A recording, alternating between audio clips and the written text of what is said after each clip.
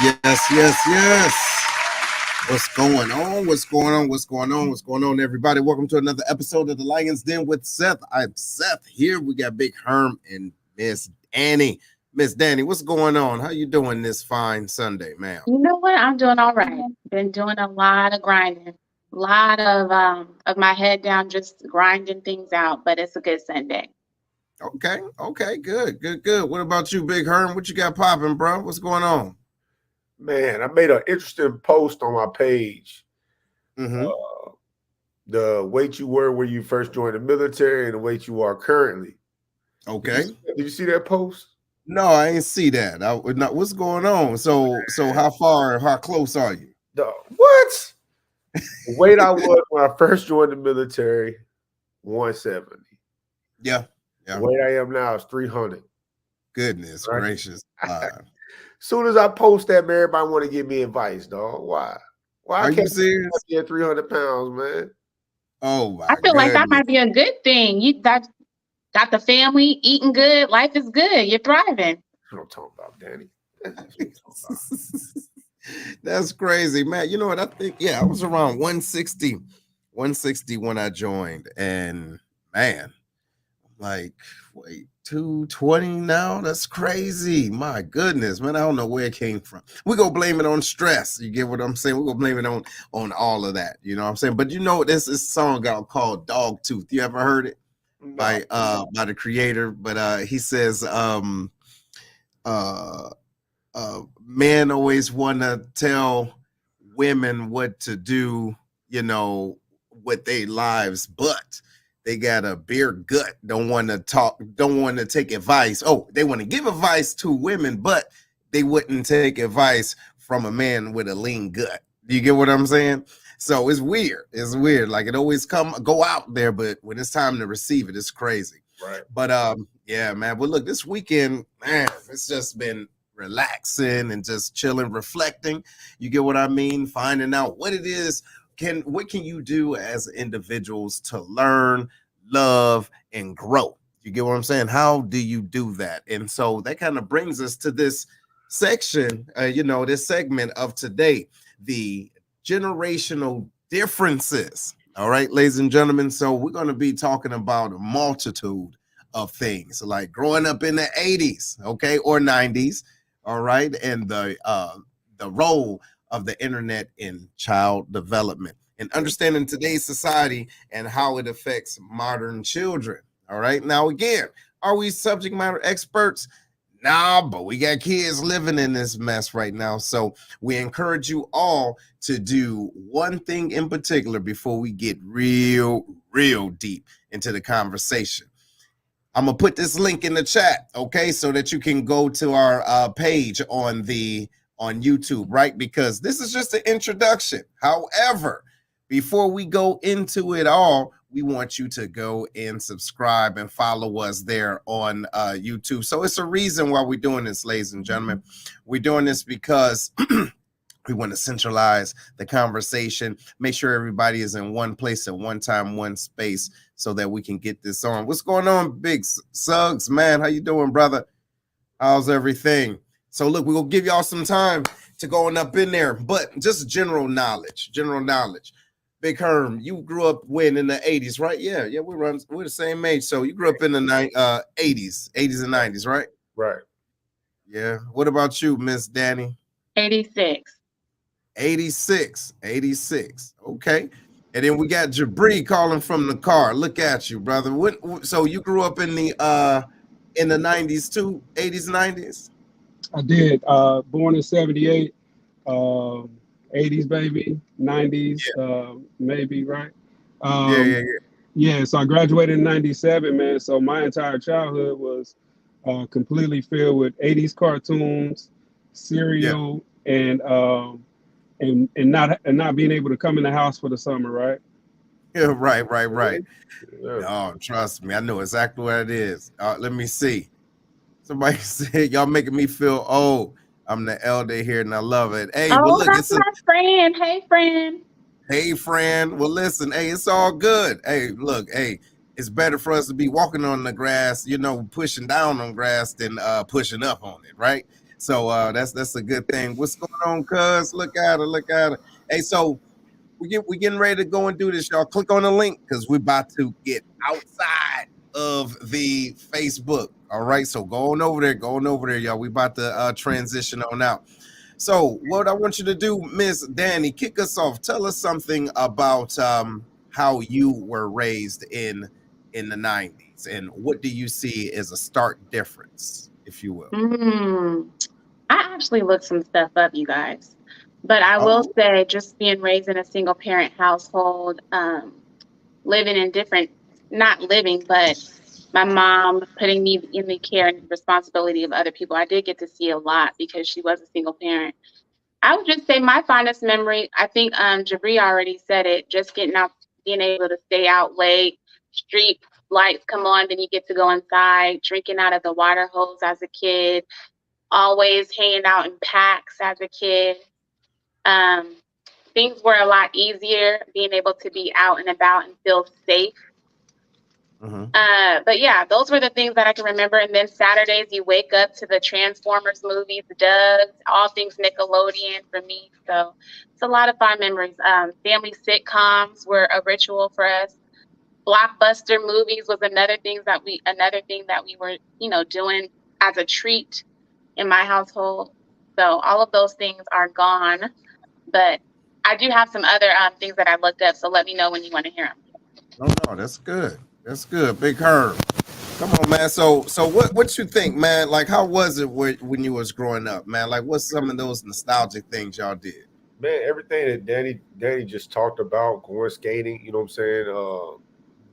Just hanging out with your friends, you know what I'm saying? Not being afraid to go outside of the house. Yeah. That's kid and parents. You know what I mean? Like, that's where you made your bones. Like, you went outside, you rode your bike. You know what I mean? I don't even know if kids really own bikes anymore like that. You know what I mean? You had your bike and you went all over the neighborhood over. The world was your exploratory playground. You know what I mean? Because you had no fear. All right. And the reason why we had no fear is because we didn't have all that knowledge. You know what I'm saying? Oh, parents didn't have all that knowledge. You know what I mean? Like, all the things I was able to do, go outside, whatever I wanted to do, man, I wish my daughter would look outside. And that's crazy. That's crazy. I can't wait to tap on that. What you think about that, Jabri?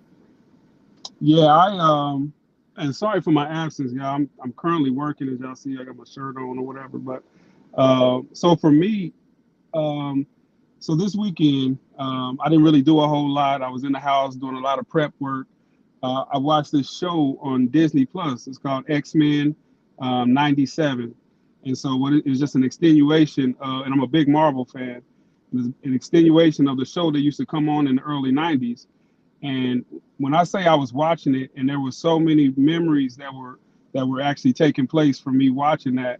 And I don't think the kids today, there's nothing really like that because they have access to everything, like Herm said, all the knowledge that they had. And look, I was hurrying up, coming home from school to try to watch some of these shows and hurry up and finish my homework so I can go back outside and actually change in my play clothes, right? And so I think a lot of this stuff, we've taken away their innocence, right?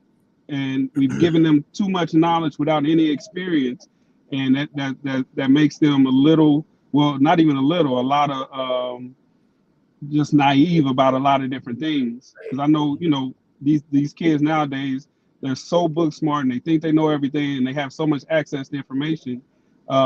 It's hard for us to even try to tell them anything based off of our experience. So yeah, that was kind of how my childhood was. Look, Jabri said play clothes, and I haven't even heard that term in so long.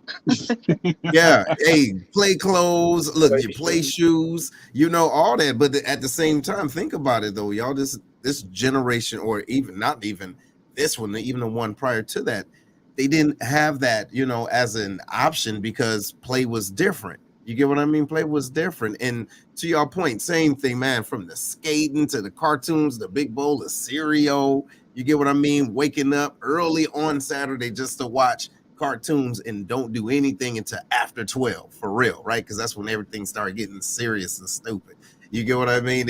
At that young age, you really couldn't dig it. Even down to the point, I remember growing up after the like the 80s and going into the 90s, like listening to the radio and making my own mixtapes, you know what I mean? Hitting the record button and, you know, trying to get that jam on. And then so, you know, going to school, say, yo, I got it, you know, whatever the case it is. It's just that feeling of, you know, celebrating and discovering things that wasn't just thrown at us, right? We actually had to go and look for it, right? And then it was a good thing, a celebratory thing when you learn something new, you know. Now look, let's transition a little bit from the early 80s, you know, and going into the 90s, right? Now, what do y'all think about when what was exciting to watch and like fun, like look forward to, like TGI Fridays? Y'all remember that? Or on Sundays, the In Living Color, you get what I mean? Or Martin and everything like that. How has that, like from the 90s, how did that help to shape who you are today, if it did, if anything? What you got, Danny? Oh no, okay, gotta go to Big Herm. What you got, bro? Oh, see, for me, the '90s is what, you know, is when I started turning to a teen. You know what I mean? Yeah. Oh, that's when, you know, I was playing sports, getting out. You know, I felt like for us, you know, when I make a comparison with today's teens and us, the big difference is that we had a lot more social awareness, right? Because we wasn't raised by a telephone or an iPad or anything like that. You know what I mean? Like, it's different. They can interact with each other online all day long, playing NBA 2K with them. Their reality is online. But when you approach them online, they don't know how to respond to that. You know what I mean? It's like unable. So for me, that's when I'm learning. I'm learning how to become a man, how to deal with situations, deal with adversities. You know what I'm saying? Find out, you know what I'm saying, how this person is just different. This person don't go into these areas. You learn all these things as a teen. As I'm driving and everything. You know, so this is where you're going to know if you're going to be able to survive in the real world in the 90s when you become a teen, finding out what kind of person you're truly going to be on the outside world. Absolutely. Yep. Even accept it. What about you, Jabrin? What you think, man? I think it was real important what you said about the TV show, the different TV shows, man, and not necessarily the shows, but the practice of patience and not having everything so accessible.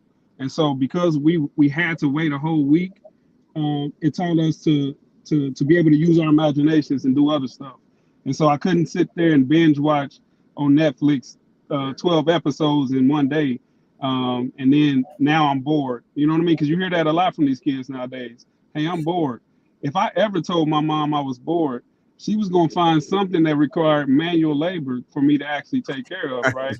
And so I think we were allowed to use our imaginations to where it allowed us to get outside of the social norms. You hear a lot about these kids having social anxiety. It's because they don't know how to deal with one another, like Herm said. They have no ability to be able to communicate in a way that is effective communication. And so I think for us around that time, I think, you know, at least us three, we were around the same age or whatever. A lot of the same lessons that Herm was talking about, I learned as well. What about you, Danny? You good? Yeah. So actually, I didn't think about this until right now, but the internet is raising the children today, but the TV, the television to some degree was also raising us, but it was in a good way. So when you think about Family Matters, Fresh Prince, Full House, all of those shows, there are still like principles in some of that content. What was it? What was Bill Cosby? I spaced on it. What was Bill Cosby's show? But there was always something from the conversation that we could pull from and extract from some life lessons. And now you don't get any of that either. So I miss those times because even getting raised in a single parent household and having you know, boys who really didn't have their dads in the house, at least we had TV to kind of look to for some guidance. Now we're not disciplined. Now we're not, to, I guess, Jabri's point, everything is just so different in terms of who's raising us and what, when it goes back to the conversation of development, who's raising us and how. So I appreciated those shows because there was something in the conversation. There was something to, you know, principle to kind of keep us and guide us. Absolutely. If you don't And mind. you said it talked about, yeah, different world. Absolutely. You know what I mean? It inspired a whole generation to even just want to go to college. You know what I mean? If it was to learn something new or to find a Whitley, you get what I'm saying? Whatever it was inspiring to somebody. What you had, Herm? Yeah, real quick, like, because Danny brought up a point that I wanted to emphasize on is that because as things change, right? You know what I'm saying? Things are still the same. That's true. Parents are always looking for the easiest route. Like for us, our generation, a lot of people are putting the phone or iPad in front of the kid. Our parents put TVs in front of us. You know what I mean? We just happen to have better substance and what we was able to watch, and we didn't have any control over what we are going to watch like the kids have today. You know what I mean? But our parents was looking for a break as well. You know what I mean? Like, hey, watch the TV and go outside and play. You know, I'm not trying to deal with y'all. You know what I mean? So when I'm sitting here thinking about it, like, man, things are still the same. It's just a different method of how we keep kids occupied while we can catch a breather and get a break because we working, we stressed, and we ain't really be trying to be stressed with the kids as well. No, absolutely right. You're right. Because even before that, before it was TV, it was the radio. You get what I mean? Always Sit down and listen to the radio or whatever the case it is. So you're absolutely right. We all have to have an opportunity to, you know, create a level of space, right? Growth and just really development. So, ladies and gentlemen, we're talking about generational differences, the things that you dealt with in the 80s, 90s, even 70s, right? For Jabri and the rest of the oldies. You get what I'm saying? But what is the difference, right? And if you think about it, like Herm said, look, the more things change, the more things stay the same. So now we're going to transition to the role of the internet in children development, right? So from the early days to dial up, y'all remember that, right? The dial up to high speed Wi-Fi today, right? The internet has revolutionized childhood. So let's go into this, right? What's the benefits and the challenges growing up online, the influences of social media, and the nuances of digital parenting? So what you got with that? Start off, Jabri. Hey, so I think for a lot of the beneficial things, you know, it's you can find information, you have access to anything at the touch of a fingertip. But I also think and that's also a disadvantage as well because, you know, back in the days, um, for us, you know, our parents sometimes had to worry about us being influenced by other kids in school, right? But now these kids can jump into a chat room or they can be on social media, and all those negative influences. I think it's too many influences, whether it's good or bad. So if you post something online and you're getting 1,000 likes, right, it's feeding into a certain type of influence. But also, if you post something and you're getting a lot of hate or you're getting people not liking your stuff, that affects kids in a way that developmentally they're not really ready to receive all that attention, all that time, and all that feedback from all those different sources. So again, it could be a good thing. The same thing that makes it good is kind of the same thing that makes it bad as well. Is upon the actual person that uses it or that monitors it, or who actually, in our case, being parents, is we have to ensure that we're monitoring what they can actually do and what they have access to as best we can, because once they're gone, we can't do. So it's only so much that we can do. Absolutely, absolutely. What you think about that, Danny? Ooh. First of all, I believe in everything should be done in moderation. And I do agree that with the internet, we can do so many other things that we've never, you know, could have imagined because we're afforded that opportunity through the internet at the touch of a button, to Jabri's point. So opportunities are almost endless with the internet. And kids are able to learn at a much faster rate. They can run circles around all of us because of the internet. People are able to create jobs and opportunities for themselves, that we weren't able to do 10, 15, 20 years ago because of the internet. But looking at my 4-year-old right now, if he, like, a moderation, if he's on that thing for too long, he is the Tasmanian devil. And just the things that I see, how it,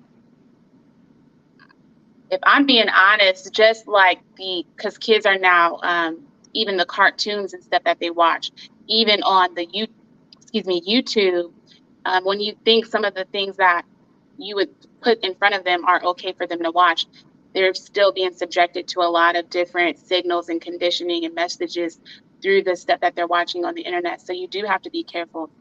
Unfortunately, there are a lot of youth who are subjected to a lot, like Jabri said, but also taking their own life because of the peer pressure, the bullying, cyberbullying. You have kids, like, to Herm's point earlier, wearing the goggles, and that's their reality, playing on the games all day. But just looking at my 4-year-old and how he turns into a completely different person if he's on that thing for too long, it's almost scary. And I never thought I would become that parent to put the iPad in front of my kid, but it's weird, it's wild, and I do get scared because right now that's what we need to pacify us, as I'm trying to work through other situations. But it is scary, and it's not going to get any better. This is the world that we're in, and now with these goggles, I'm really nervous. But yeah, the conditioning, if you don't do things in moderation and put some type of parental controls, it's really scary. What you think, Herm? Because the deal is yeah, it can be scary, right? It can be, but what do we do to disturb, or not disturb, but disrupt that? Because ultimately, the internet don't control our children and don't Right. raise them unless we're hands off. You're either a hands on or a hands off parent, and you're absolutely right. You do need that time, or whatever the case it is. The moderation is important. So, what do you see this spiraling to, though, Herm? If it's not checked? Well, addiction. You know what I'm saying? Kids or even adults develop an unhealthy addiction to social media, the internet, to where they have to have it. You know what I mean? They got to see what's going on, what's going to be next. And if it's unchecked and not regulated, and you just let them have it all day long and stuff like that, they get accustomed to that being their world, right? The internet to me has been a good thing because it does, further advancement. My kids is thinking about things that um, I wasn't thinking about as a child. They are politically in tune, socially in tune with a lot of things that are happening in the world. But that's also could be a bad thing as well, because now you let the internet is kind of help mold what they think. So you got to constantly tell them, like, hey, I know you watching this stuff, and you asking me questions about these certain things, but I want you to make sure you're cognizant and thinking for yourself on these topics, instead of just going with the flow of everybody else is inside your social media groups. Pull these topics out one by one and think all the way through, and make sure that these things actually line up with your values are. Because before this, most of the stuff that you got came from your parents. You know what I mean? And they helped you. Hey, this thing has come up, and because you ain't had no internet to let you know what's going on in the world. Parents see it in the news or whatever, and they talk to their kids about it. It helped them, go through it that way. Now the kids already have most of the information, and they coming to you asking you what you think about it and want to debate you. You know what I mean? So it's different, because that's what the internet has introduced, which can be a good thing and the bad thing, depending on what kind of parent you are and what kind of kids you have. That makes sense. Hey, can y'all see me? Can you hear me? You're frozen on my but you can hear me though? Yes. Okay, cool. So as we transition and we're talking about the internet and everything, how do we bridge that gap? All right. How do you suggest we bridge that gap? Jabri, what you think? How do we bridge the gap between internet connectivity and social connectivity with not only each other, but most importantly, our children? So we have to take some responsibility too, as parents and as adults. We have to meet these kids at their level, right? I can't just be the old guy saying, this is what I'm used to, and this is what it's gonna be. I like to think of myself as a liberal parent per se, meaning I give my daughters all the access to be able to have real conversations with me. And so, because I wasn't afforded those opportunities when I was younger. What she said went. And if I had anything to say, I better say it into a pillow with my door shut in the middle of the night when she was already asleep, right? Because if she heard me, it was a wrap. And so I think for us, we have to understand their point of view, and we have to be better communicators and teach them how to communicate so they can express themselves. Because I think they have a lot in them that they want to say. I think with all the information that they have, it's all bobbled up in there, and they don't really know how to express themselves sometimes that really is adequate to us to where we understand where they're coming from. So I think I'm big on communication, and y'all might hear me say this every week, but I think everything starts with communication. And for something like this, we have to better understand where they're coming from and vice versa. Yeah, I agree. What you think? I would second that too, even when it comes to my 4-year-old. Like, baby, this is what you're watching, and this is why I don't want you to watch this, or this is why we try to steer away from this. It's just always trying to break it down in a level and language that they can understand, but also going back to just moderating and being active and involved. When I am ever present and I am active, and we have a schedule and a regimen that we follow, and we regulate the screen time, things are a lot different versus when I'm just pacifying him with the iPad and the electronics. So I think taking a responsibility and being accountable to being involved in an active parent in your child's life is definitely key. And that open communication is also going to be instrumental in their development. Yeah. Big Herm, what you think, man? All right, so I'm gonna go back a little bit to how I was communicated with. Right? Okay. So, for me, man, to be honest, there wasn't really too much guidance as a kid moving forward, right? My mom's Korean, from Korea, so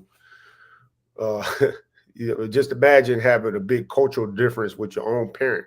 You know what I mean? I grew up in America. My mom, is Korean and really doesn't express herself well in English. And I didn't know Korean after I became an older child. And so her way of expressing herself to me is, what I'm saying, I got whoopings when she was upset and just yelled at, right? That was pretty much how I came up. And so just like what Jabri was talking about, I'm not a liberal by any means, you know what I'm saying? But I think in my parenting way, I do handle things, I do allow a lot more freedom, because that's not, what I came up with. I didn't come up with a lot of understanding, you know what I'm saying, a lot of communication back and forth about why things are the way they are. You know what I mean? I think it's important that you got to do that, because if your child can't come to you about anything, then who they going to go to? Come on. You know what I'm saying? So if I shut it down, like, you stupid, why would you think that way? You know what I'm saying? Or, immediately they tell them to shut up or whatever. It's that way because I say so. You can't do that no more. Well, you say so. You say so, but this right here tells me a whole bunch of different stuff. Absolutely. You know what I mean? You can't say because I said so anymore. Well, hold on. Let me see what they say then. You know what I mean? That's right. I just can't get with that no more. You know what I mean? It ain't going to work. And a lot of people say, well, you got to be that way with kids. No, you can't. You know what I mean? You can't do that. You got to meet, what a lot of great leaders tell you. You got to meet them where they are. And it's up to you to be the one, you know what I'm saying, that's the older, the one with the most knowledge, to go down and be like, look, you know what I mean? Let me explain this to you. Now, do you have time to explain everything every single time? No. But your child got to know that eventually you're going to come back with them and let them know why Because so I ain't gonna lie, sometimes I get mad, fly off the handle. You know what I mean? I'm definitely not perfect. But I try, you know what I'm saying, after I calm down, try to double back, follow up with my kids and let them know, hey, this is the reason why it is the way it is. Yeah. And Can I I like play that. devil's advocate really fast? Mm-hmm. Because I've had this conversation before. Some people would say the way our parents did things is how we were raised up to be outstanding individuals now. And because we don't do that and we give our children so much leeway is why you see the children that we see now. So, Yep. So what are your yeah, thoughts on that? I think that's a double-edged sword to say that though, because are we that great of a generation? We're okay. yeah, I think we're okay, but at the Yeah. same time, I think the issue is that the generation before us was maybe more liberal than theirs, right? Oh, they were Because doing the best they could. Yeah. right, and not just that, the access to things, right? The only thing we had to, or the only thing they had to focus on was make sure food was on the table and surviving. Think that you're right. So right now, we're the generation that have access to not only information, but also information to emotional intelligence, and then access to mental health. This was not two words put together 50 years ago. You get what I'm saying? 50, even 60 years ago, to the point where individuals are actively doing it and also seeing where they are. And then looking back, how is this cascading to my child? How is this going into my organization? How is this going? How is my past traumas affecting my relationship? People wasn't talking about it. It's like you do what I say do. I'm working, you shut up. Or look, as long as I'm taking care of these kids, you shut up. It's not that. It's like, hey, this is how I truly feel. So going back to this generation and talking to kids, we have to be able to listen to them as well, right? Because as we're growing and understanding them, they're growing and understanding us. So we're all growing at different times, but at the same time. And the access to that information changes. But we have to be able to take what we know, right? Meet them where they are, like we say, meet them where we are, but then also be able to listen, actively listen. So now here's a question posed to all of us. How well do you actively listen to child? Because they're getting information that we may not even know is out there. Are we willing to listen to them and learn from them? But hold on a second. Let me can I address what Danny just said real quick? Yeah, go ahead. Because I hear that all the time, and you know what? I agree with a lot of that. But here's the reason. But it's got to be a mix of both, right? I do believe that the new age parents and stuff like that do promote coddling a little bit too much. Everybody gets a trophy, everybody gets an award, and that's why kids today really don't know how to handle, you know what I'm saying, adversities. And, you know, they don't know really how to handle anything like that. Anything that comes up into their life is the most devastating thing ever, because they're not built in a way to where they have to face anything. You know what I mean? Like us with trauma, right? Good, bad, or indifferent, we had to be able to handle our trauma. Now, I agree that we have to be able to address mental health at the same time, but at the same time, I think we went all the way right. All the way left, and now the kids today is so fragile. You know what I mean? That they can't handle any kind of adversity. So I think there's got to be a mix. You can't throw away everything that our parents and our grandparents taught us. Yeah, right. You know what I'm saying? And because, yeah, I mean, we aren't the best, we aren't the greatest, because we do have our own traumas and stuff like that. But now, we went all the way so left that the kids today don't know how to handle any of that stuff. So that's what I'm saying. So, and that's a good point. So that brings us to the next point, though. How do we listen to them? Yeah. Seriously, like, how do we listen to our children? They are telling you what is paramount in their minds and in their brains and in their social circles. How do we match, well, not even match, but bring a level of harmony, because it will never be balanced, right? Because they won't experience the things that we had to go through, right? Even walking to school, kids can Uber now. If they don't want to take the bus, you get what I mean? So it's like, really? So their adversities are different. However, are we willing to listen? So, Jabri, when have you realized, you know, with your daughters and everything, like, wow, I'm been out, or you might have been in sync with them, but you've learned where they were as young ladies? So I got a excellent example of that. My oldest daughter, that's my baby, man. It was the first time I realized what true love was. And so I've always seen her as my baby. And so going through the years, this happened when I was in Illinois. Going through the years, you know, I would do what I did because I'm the father that I am. And so one day she came to me, and she was like, um, "Hey, I want to talk to you." I'm like, "What's going on?" She's like, "I really need you to stop treating me like I'm a kid." And I'm like, "What do you mean?" She's like, "You're not letting me grow up." She's like, I want to be able to tell you stuff. I want to be able to share stuff with you. She's like, but I don't feel it's going to be well received. And so I had to really check myself, man. I had to really be like, you know what? You're right. You're right. I'm going to do better. I was like, but at the same time, please charge it to my head and not my heart anytime that I don't meet that standard, because you are still my baby, man, and I still want to see you flourish and do well, and I still want to protect you in a way that you need to be protected. But I'm like, but when you see me doing it, please communicate to me in a way that garners respect, right? And I've never had an issue with respect. I was like, but talk to me like that, because just know I'm doing it because I'm doing it from a place of love.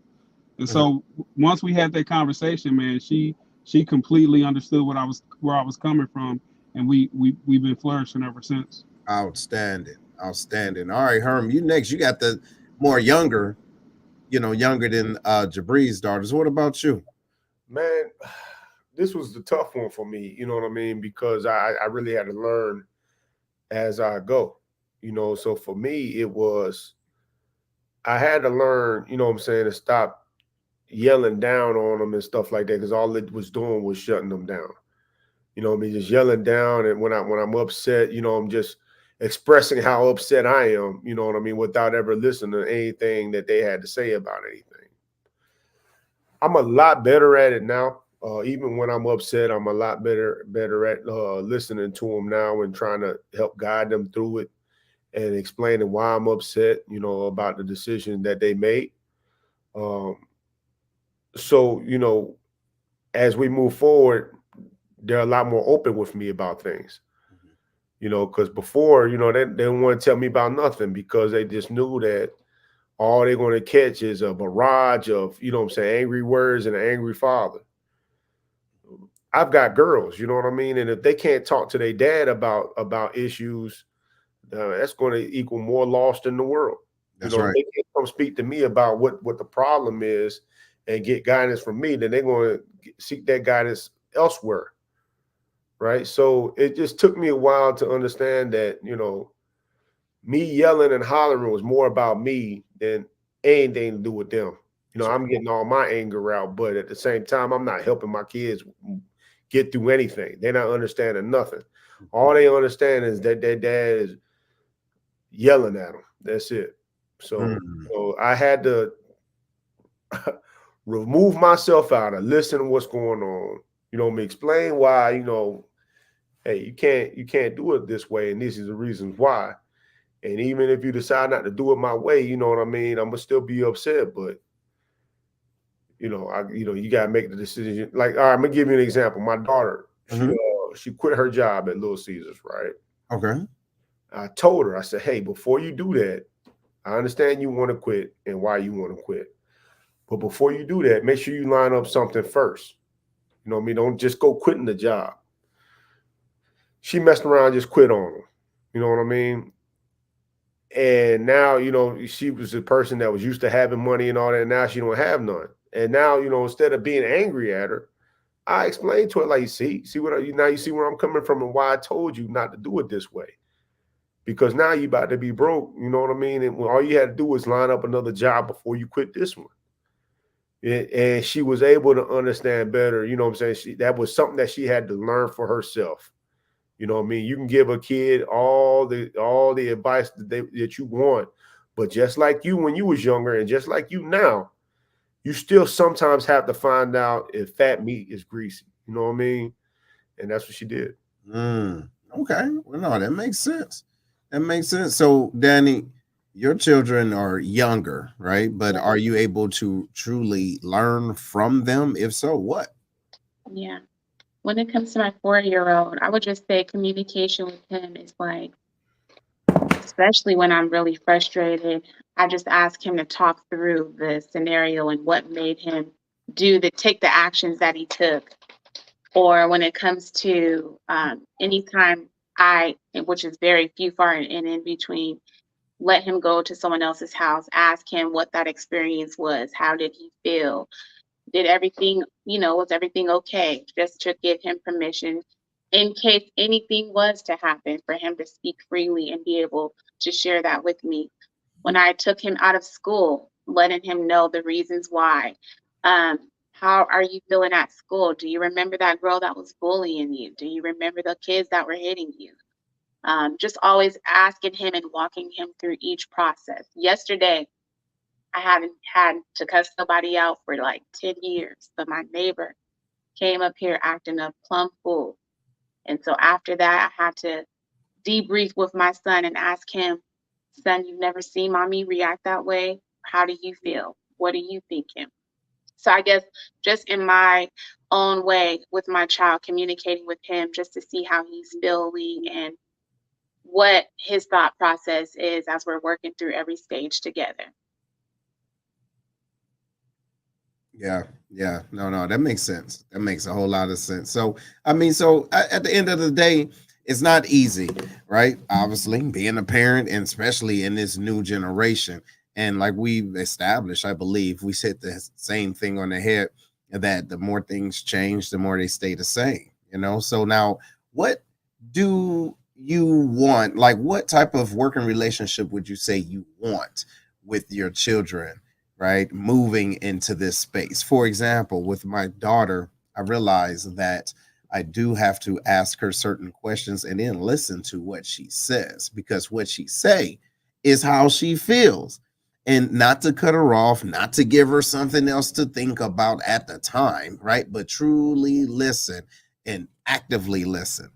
So as the technology, as she gets more in tune with different ways of technology, like learn, right? I have to learn from her, but listen to her, because there's a deal with individuals being talked with and being talked at. And me being a parent does not mean I have to talk at her. You get what I mean? It's like, all right, have a conversation. All right, what did you do? All right, so what decisions did you make? All right, was that the best one? What'd you do different? Cool. Let me know if you need something. You get what I mean? Let me know if you need something, because I'm not always going to be here to fix things, but I want you to kind of critical think, right? And make those decisions for yourself and then see how they work. And if you got questions, let's talk about it. If not, it's all right. You get what I mean? Because chances are I did it before and I know how it turned out. You get what I mean? Right. So that's the deal, right? Being able to give a level of grace. What we Is there an age, a cutoff age, where you are making all the decisions for your child, and then they kind of get to a certain age where you feel like you can pull back a little bit more, and then you can ask those questions like, well, tell me your thought process. How did you feel? And then let me know if you have any questions.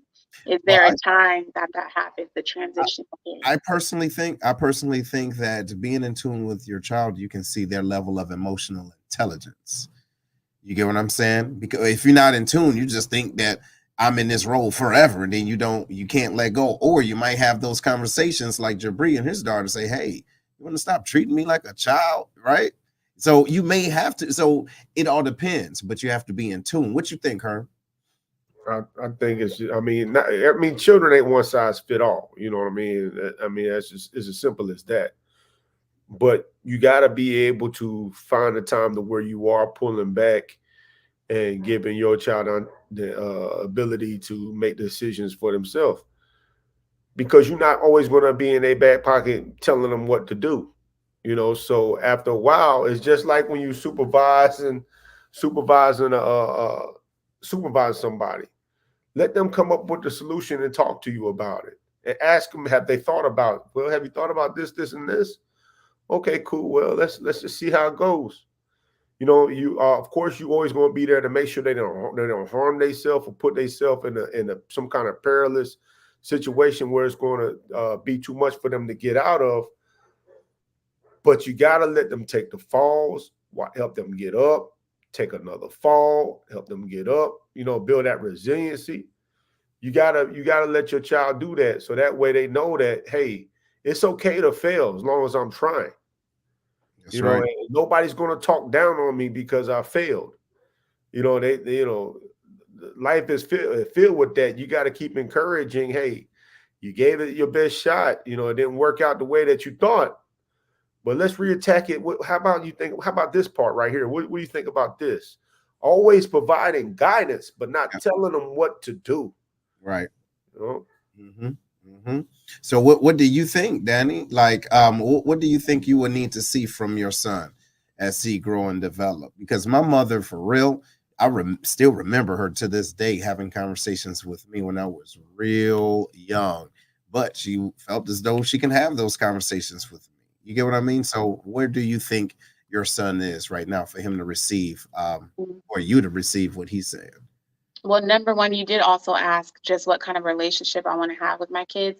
Yeah. And I think just a mutual respect at the end of the day, where you feel comfortable enough to share everything that you feel like you need to share, but also not overindulging too much or sharing too much that you feel like you just got too comfortable either. So I don't want to be my kid's friend, like our parents used to say. I'm not your friend, I'm your parent. But at the same time, I do want to have that open communication and mutual respect. But I hope that I can just equip my son with so many resources that they are emotionally intelligent. They have access to so many different resources and information because I have done a good job of pouring them and filling their cup so that they can make sound decisions when they're up against anything. So I just hope that I just lay a good foundation, and I'm grateful for this time where we're very close, because I think these ages, between birth and 7 are so important. I'm just hoping that I am giving him all of information by filling his cup with so much information that at the end of the day, it would all pay off. And that's all I could say for right now, because I still think about those things as we're, I'm still learning. I'm only 4 years in. So as we're doing this together, I'm still learning that answer for myself. That's good. Well, look, before we go into the final word, ladies and gentlemen, I want to give y'all some information. Okay. I want to give y'all some info. Before we transition and go to the next question, y'all, if y'all did not know, we're in the season of our apparel. What I mean by that is there's individuals that don't know out there. We got some good things that you can put on your bodies. Okay. And ladies and gentlemen, we have what you call the Lion's Den store. That's right. As you can see here, beautiful shirts.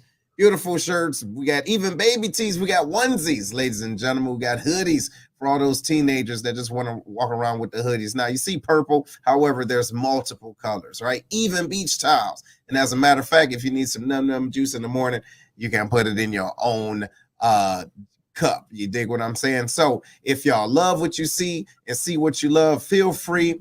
All you have to do, click the link. It is the Lion's Den merchandise. Okay, you can check it on out, and everything is available. You can get everything right there. So check us on out, y'all. You guys are supposed to be in the camera like this right now. Yo, that's right. Look, they've been seeing it for years. You know what I'm saying? But we don't talk about it like that. You're absolutely right. But however, y'all, this is a way that y'all can support the channel. By supporting the channel, you're supporting each other. Okay, this helps us with content and other operational costs right then and there. But go ahead, Big Herm, what you got, bro? Hey, one question for you guys.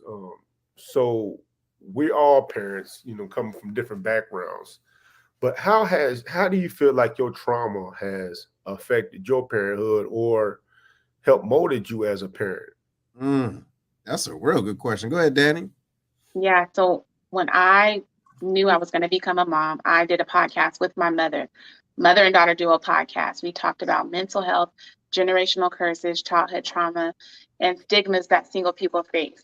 and that content is still up. But I had to ask my mom to be on the platform with me so that I can have those conversations before I became a mother, because it was important. Well, at that time, my son was 1 or 2, but still early enough where I could still try to curb anything before, I hurt him, traumatize him, or whatever the case. So we talked about a lot, and I'm grateful that we had those very, very deep, meaningful conversations so that I can, understand myself more. That self identity is very big when you're about to start raising another human being. So I would say there is still a teenage person in me that's still trying to work through my own issues. And for me and how I parent my son, I'm definitely a lot more relaxed and lenient. I try to be an open parent, open communication, let him figure things out. I think I've said this before. He can pretty much do almost anything, as long as it's not causing him grave danger, because I do want him to figure things out sooner than because my mother was a helicopter parent. So we're just now kind of coming out of that veil. And I can see what that did to us even as adults. And so I just want to kind of, like I said before, fill his cup with so much that he gets to tap into all of that. But I think that how I parent differently is try not to be a helicopter parent and try to give him free reign to figure things out, even at this young age, because the earlier you teach him, the earlier he'll start to figure things out. Yeah, that's good. Hey, Herm, I would say, man, in my case, since my father wasn't there when I was growing up, the main thing is being there for my daughter and for my son. You get what I mean? And just doing the best that I can and not making excuses. I think excuses is the beginning of the fall of anything, right? As far as relationships or just connecting. So realizing what I don't know and being accountable about the things that I do or don't know and being transparent with that. So those are the things that I want to make sure, even though it may have affected me, how don't I create the same home, if you will, with old bricks that I haven't quite dealt with? But what about you though? Man, I think for me, grew up with like bonding issues. Yes. I felt like as a kid, nobody really took the time to really wanted to bond with me. You know what I mean? As far as show me like affection or anything like that. You know what I mean? My mom did the best she can, but there was really no, hug like kiss you or any of that kind of stuff. You know what I mean? My mom loved me. She showed her love through service. You know, she worked her ass off for us and cooked all kind of food for us, but there was no feeling of bonding, if that makes sense to anybody. So for me, I try to hug my daughters as much as I can. I try to kiss them as much as I can, tell them that I love them as much as I can. You know what I mean? And so they know that every time they see me that they're going to get a hug from me, a kiss on their head. If they sleep over here, I try to kiss them in their head where they sleep, and try to let them know that, the bond with their father is there. Yeah, no, I like that. No, that's dope. All right, Miss Danny, what's your final word? What you got, ma'am, from this show? What did you learn? Or what is I it that think you a would good like to word is express? just take accountability and be present, Mm-hmm. because there are a lot of things in this world that will try to take our children. Television, the streets, So just be present and try to equip your children. And the best way that you can equip your children is if you equip yourself. So always constantly learning and constantly trying to evolve, so that you can pour into your own children. No, I love that. Herm, what you got, homie? When we were kids, we listened to the Fresh Prince tell us the parents just don't understand. Things have not changed as much as we think they have. We not better parents than our parents. We ain't worse parents than our parents. We just this generation of parents, and our kids will be their generation of parents. All you can do is hope that they take some of your values and what they learn from you, and try to apply it to their new world of their children. There's no such thing as being perfect. That Our grandparents wasn't jacked up. Our parents wasn't jacked up. They just did the best with the environment that they lived in. So are you, and so are your kids and your kids after that. Absolutely. Absolutely. So yeah, ladies and gentlemen, that's what we're about here, right? Talking about leadership, growth, and development from out in the community, in a household, and vice versa. So as we're talking about the generational differences, remember this with the internet, okay? The internet might be there for your children, but they will never be able to hug them back.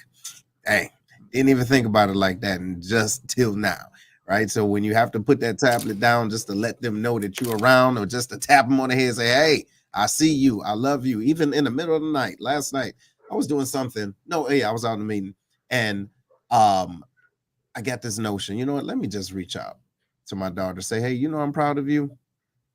That's it. Keep doing it, right? You're killing it.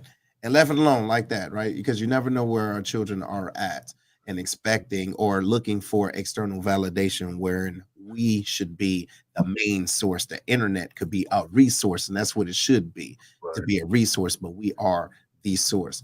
But look, y'all, hey, until next time, y'all be easy, take it easy, and keep on doing the things that you do so beautiful. Right on, later.